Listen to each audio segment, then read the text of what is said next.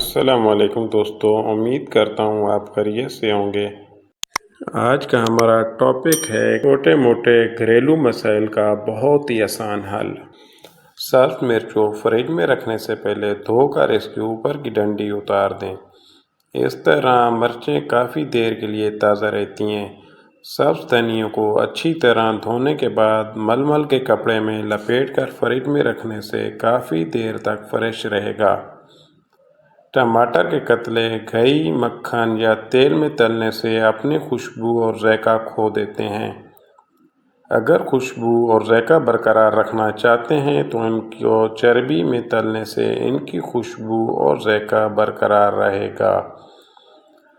دہی بڑوں کو نرم بنانے کے لیے پسی ہوئی دال میں 2 چائے کے چمچے دہی ڈال دیں۔ اس سے دال کے بنے ہوئے بڑے نہایت نرم اور مزیدار ہوں گے۔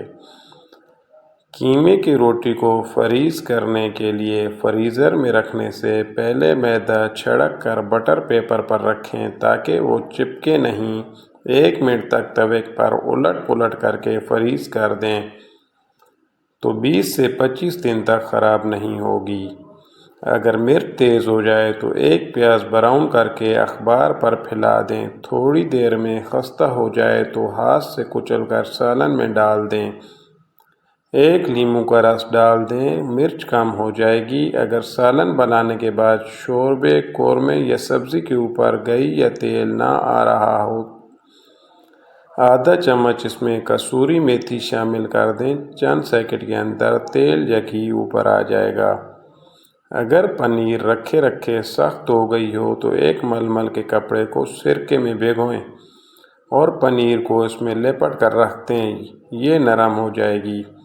گوبھی اور بند گوبھی کے رنگ کو خراب ہونے سے بچانے کے لیے پکاتے وقت 1 چائے کا چمچہ دودھ ڈال دیں۔ مرچیں کاٹنے کے بعد ہاتھوں کو جلنے سے بچانے کے لیے ہاتھوں کو ٹھنڈے دودھ میں ڈبو دینے سے جلن ختم ہو جائے گی۔ جتنے پیاز استعمال کرنے ہوں ان کو رات کو پلاسٹک کی تھیلی میں ڈال کر اچھی طرح تھیلی بند کر کے فریج میں رکھ دیں۔ انہیں کاٹتے وقت آنکھوں سے پانی نہیں بہے گا۔ دوستو، امید کرتا ہوں آپ کو ہماری ویڈیو اچھی لگی ہوگی، تو ویڈیو کو لائک، شیئر، سبسکرائب کرنا مت بھولیں اور ہم کو دیں اجازت۔ اللہ حافظ۔